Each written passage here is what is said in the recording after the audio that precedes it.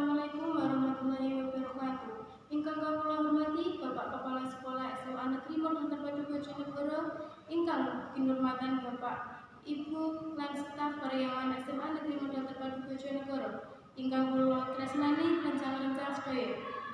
Puji syukur katuraken ing ngarsanipun Gusti Allah Subhanahu wa taala ingkang Maha Asih awet wekdal menika kita taksih pinaringan kaharjan sehingga ing wekdal menika kita saged manfaat.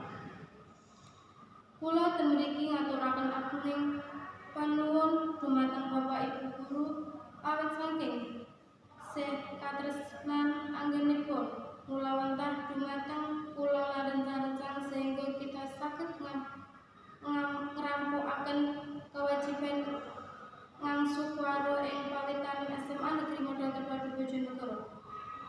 Kula lan rencang-rencang namung saged ngaturaken pandonga mugi-mugi amal lan kasaenan Bapak Ibu guru pikantuk pinulas saking Allah Subhanahu wa taala tansah pinaringan kawilajengan kesarasan lan ketrateman sehingga kita saged mulawentah dhateng para murid ngantos paripurna kanthi puji ingkang sae.